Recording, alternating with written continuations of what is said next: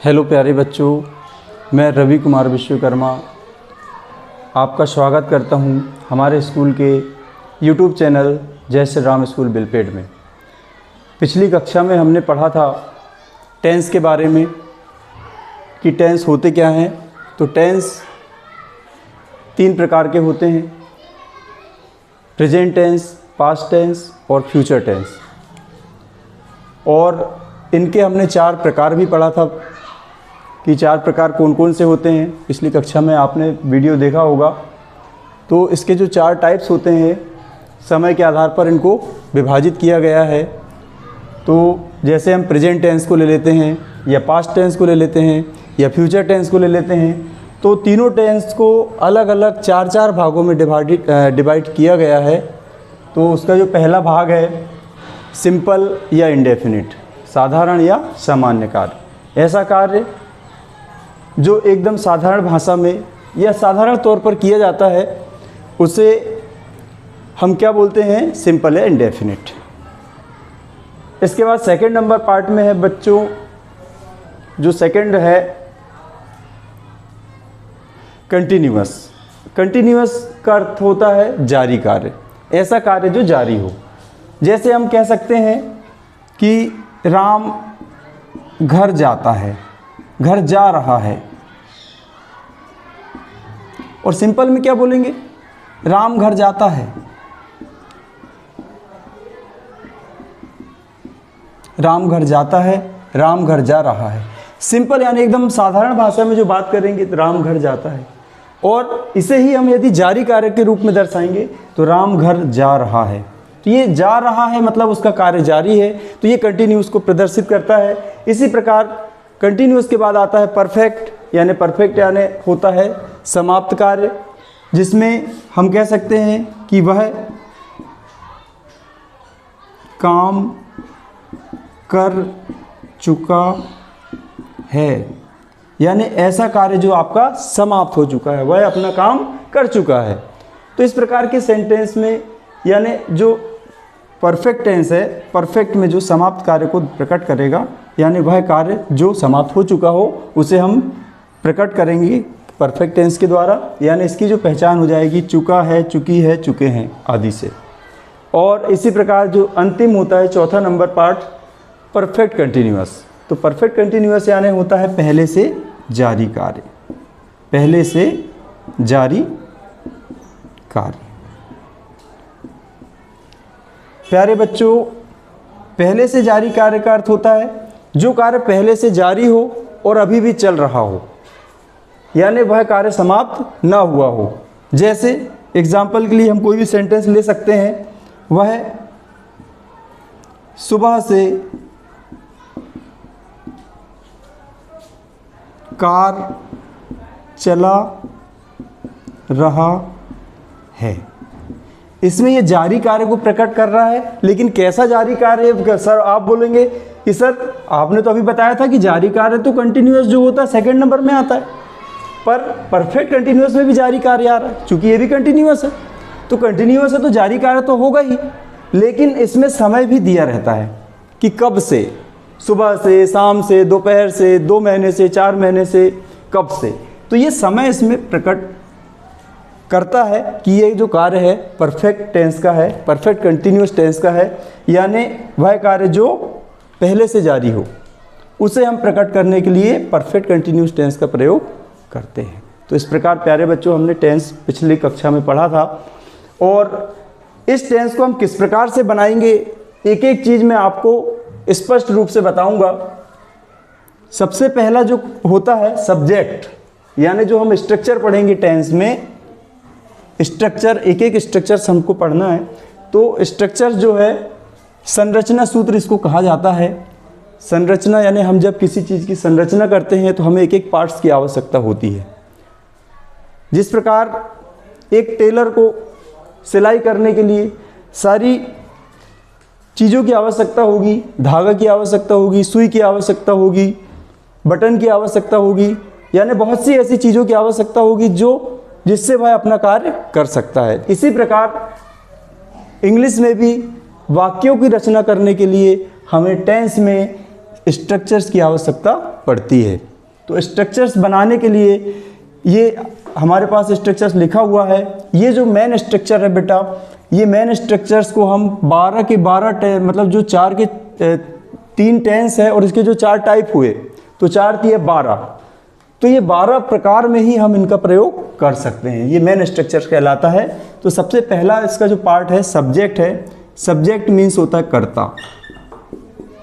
Subject means कर्ता, यानी कर्ता हम किसे बोलेंगे, कर्ता किसे कहेंगे, जो कार्य करता हो, यानी जो किसी टेंस में यानी किसी वाक्य में कार्य को प्रकट कर रहा हो, जो किसी कार्य को प्रकट कर रहा हो उसे हम कर्ता कहते हैं।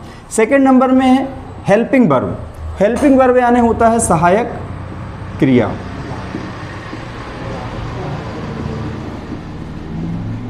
ये टेंस के आधार पर अलग अलग रूप में डिवाइड हुई है, इसका भी मैं आपको डिटेल में अभी बताने वाला हूँ। थर्ड नंबर में आती है मेन वर्ब यानी मुख्य क्रिया।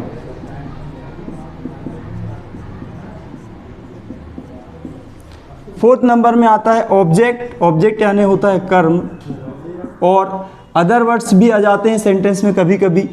तो अदर वर्ड्स यानी अन्य, कर्म के अलावा भी कुछ दिया हो सेंटेंस में तो उसे हम अदर वर्ड्स के अंतर्गत लेते हैं। तो सब्जेक्ट्स, सबसे पहले मैं आपको बता दूं प्यारे बच्चों कि जो सब्जेक्ट्स होते हैं, सब्जेक्ट 2 प्रकार के होते हैं। एक होता है सिंगुलर सब्जेक्ट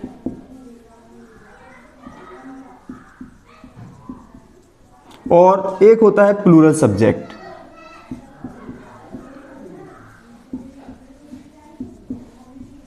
तो जो सिंगुलर सब्जेक्ट होते हैं कौन कौन से होते हैं singular subject? He, she, it और नेम। ये सिंगुलर सब्जेक्ट होते हैं जो हमको वाक्यों में मिलते हैं। तो ही का मतलब होता है वह, और इसे हम पुरुष वर्ग के लिए यूज़ करते हैं। सी का अर्थ होता है वह, इसे हम स्त्री वर्ग के लिए यूज़ करते हैं। इट अर्थात यह, और नेम यानी किसी का नाम आ जाता है। प्लूरल सब्जेक्ट कौन कौन से होते हैं? तो प्लूरल सब्जेक्ट में आ जाता है आई, यू, वी और दे। आई का अर्थ होता है मैं, यू तुम, वी हम और दे वे। यानी जो सिंगुलर सब्जेक्ट होते हैं ही, सी, इट किसी का नाम, ये सिंगुलर सब्जेक्ट होते हैं। और प्लूरल सब्जेक्ट जो होते हैं आई, यू, वी और दे, इस प्रकार से ये प्लूरल सब्जेक्ट हो जाते हैं और ये सिंगुलर सब्जेक्ट हो जाते हैं। तो सिंगुलर सब्जेक्ट को 4 भाग में और प्लूरल सब्जेक्ट को 4 भाग में, तो कुल मिलाकर 8 भाग हो जाते हैं। तो ये सब्जेक्ट हमको ये 8 प्रकार से ही हमको मिलने वाले हैं टेंस में। जो टेंस में जो हमें वाक्य मिलेंगे वो सब्जेक्ट के रूप में हमको 8 प्रकार से मिल सकते हैं। सेकेंड नंबर में आता है हेल्पिंग वर्ब। अब आप कहेंगे सर ये हेल्पिंग वर्ब क्या होती है? तो बेटा हेल्पिंग वर्ब जो होती है सहायक क्रिया होती है, जो हमें टेंस को बनाने के लिए हमारी मदद करती है। तो इसे प्रत्येक टेंस के हिसाब से डिवाइड किया गया है। जैसे प्रेजेंट टेंस होता है, पास्ट टेंस होता है और फ्यूचर टेंस होता है। तो प्रेजेंट टेंस में जो है, मैं प्रेजेंट टेंस की वर्ब बता देता हूँ। प्रेजेंट टेंस, फिर सेकंड नंबर टेंस होता है पास्ट टेंस, और थर्ड में आता है फ्यूचर टेंस। तो प्रेजेंट टेंस की जो टू बी वर्ब होती है, इसको हम टू बी वर्ब भी कहते हैं हेल्पिंग वर्ब को। तो जो मेन टू बी वर्ब या हेल्पिंग वर्ब होती है सहायक क्रिया, तो जैसे मैंने कि आपको बताया था कि इसके 4 टेंस के टाइप्स होते हैं। एक हो गया सिंपल, दूसरा कंटिन्यूअस, तीसरा परफेक्ट और चौथा परफेक्ट कंटिन्यूअस। यानी कि प्रेजेंट टेंस में जो सिंपल वाक्य वाला होगा तो इसमें क्या आ जाएगा? Do, does, is, am, are,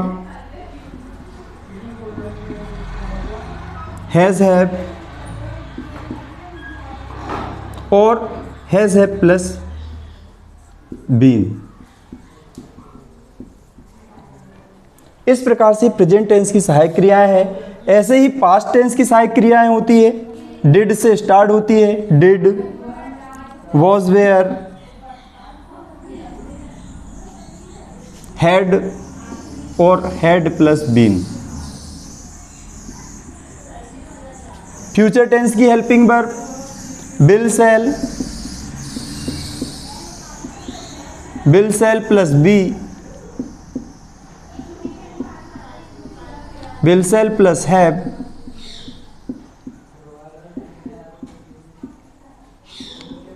और will shall plus have been.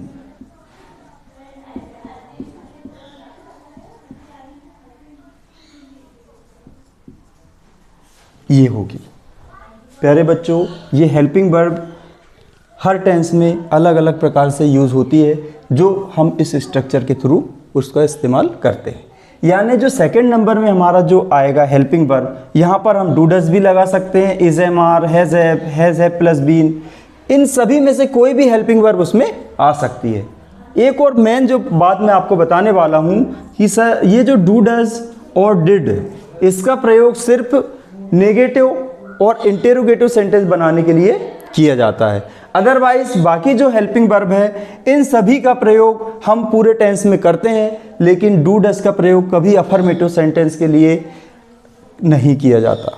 इसी प्रकार डिड का प्रयोग भी कभी अफर्मेटिव सेंटेंस के लिए नहीं किया जाता, क्योंकि सकारात्मक वाक्य को दर्शाने के लिए प्रेजेंट सिंपल टेंस में डू डज का इस्तेमाल नहीं करते हैं, उसमें हम मेन वर्ब में एस या ईएस लगाते हैं। इसी प्रकार पास्ट टेंस में क्या होता है कि जब हम पास्ट सिंपल टेंस बनाते हैं तो पास्ट सिंपल टेंस में मेन वर्ब का सेकंड फॉर्म आता है और हेल्पिंग वर्ब का इस्तेमाल नहीं करते। तो ये जो डू डज और डिड का प्रयोग है ये present tense, present simple tense और पास्ट सिंपल टेंस के इंटेरोगेटिव और नेगेटिव सेंटेंस बनाने के लिए इनका इस्तेमाल किया जाता है। अदरवाइज जो बाकी क्रियाएं हैं इन सब का इस्तेमाल किया जाता है। याद करना बहुत ही आसान है प्यारे बच्चों, कुछ नहीं है। हमारे जो चार हाथ हमारे अंगुलियां होती है इसके थ्रू हम इनको याद रख सकते हैं, जैसे do does, is am are, has have और हैज़ हैव प्लस बीन। बड़ी आसानी से हम इनको याद रख सकते हैं कि इसको मान लेते हैं हम present simple tense, present continuous, present perfect और ये प्रेजेंट परफेक्ट कंटिन्यूअस। यानी प्रेजेंट सिंपल में क्या बोला, do does, is am are, has have plus been. Present simple tense में do does, present continuous tense में is am are, present perfect tense में has have और प्रेजेंट परफेक्ट कंटिन्यूअस टेंस में has have plus been. इसी प्रकार से हम सारे टेंस को बड़ी आसानी से याद कर सकते हैं। जैसे पास्ट टेंस का ले लेते हैं did, was, were, had plus been. Future tense का ले लेते हैं will shall plus be, will shall plus have been. बहुत ही आसानी से हम इनको याद रख सकते हैं। याद रखना कोई कठिन बात नहीं होती है। इसके बाद जो थर्ड नंबर पार्ट आता है मुख्य क्रिया का, मेन वर्ब। तो मुख्य क्रिया क्या होती है, जो सेंटेंस में कार्य को प्रकट करती है, यानी क्या कार्य उस सेंटेंस में या उस वाक्य में हो रहा है। जैसे मैं कहूँ कि श्याम मंदिर जाता है ना, श्याम मंदिर जाता है। अब इसमें कौन सा कार्य हो रहा है, मैं यदि पूछूं आप लोगों से कि बताओ बेटा ये श्याम मंदिर जाता है, तो श्याम का काम कौन सा हो रहा है, श्याम कौन सा कार्य कर रहा है, तो आप बोलोगे सर श्याम तो मंदिर जा रहा है, अर्थात वो जाने का कार्य कर रहा है। ये कौन सा कार्य हो रहा है, जाने का, और जाने को हम क्या बोलते हैं, गो। क्या बोलते हैं, गो। गो मीन्स जाना। अब आप इसका प्रयोग किस प्रकार से करेंगे ये हम टेंस के स्ट्रक्चर्स में पढ़ेंगे। ये तो मेन स्ट्रक्चर मैं आपको बता रहा हूँ कि भाई मुख्य क्रिया होती क्या है। तो जब हम टेंस के स्ट्रक्चर से एक पढ़ेंगे तब मैं आपको सारी चीज़ें बताऊंगा डिटेल में कि किस प्रकार से हम उसका इस्तेमाल करेंगे। अब जो क्रिया होती है, क्रिया के तीन रूप होते हैं। तो क्रिया जैसे गो है तो गो के तीन फॉर्म क्या होते हैं, गो, वेंट और गॉन। इस प्रकार से क्रिया के तीन रूप भी हमें इनकी आवश्यकता पड़ती है। इसके बाद आता है ऑब्जेक्ट। तो मुझे उम्मीद है कि आपको ये मेन वर्ब समझ में आ गई होगी। मेन वर्ब यानी होता है मुख्य क्रिया, जिसका हम इस्तेमाल किसी कार्य को दर्शाने के लिए करते हैं। इसके बाद ऑब्जेक्ट, कर्म, यानी सेंटेंस में कौन सा कार्य किया जा रहा है। जैसे मैं कहूँ कि बच्चे मैदान में क्रिकेट खेल रहे हैं।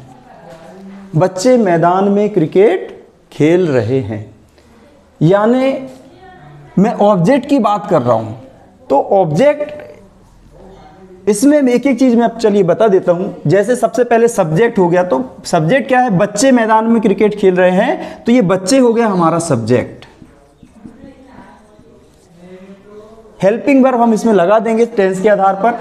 मेन वर्ब, इसमें कार्य कौन सा हो रहा है, खेलने का कार्य हो रहा है, तो ये हो गई आपकी क्रिया, यानी ये हो गया main verb, main verb. Object, इसमें कर्म कौन सा हो रहा है, तो क्या खेल रहे हैं, क्या खेल रहे हैं, क्रिकेट खेल रहे हैं। क्या खेल रहे हैं, क्रिकेट खेल रहे हैं, तो क्रिकेट क्या हो जाएगा प्यारे बच्चों हमारे लिए, ऑब्जेक्ट। यही हमको सीखना है, यही हमको जानना है, यही हमको पहचानना है। किस प्रकार से हम सेंटेंस को पहचानेंगे, किस प्रकार से उसे हम स्ट्रक्चर के रूप में इस्तेमाल करेंगे।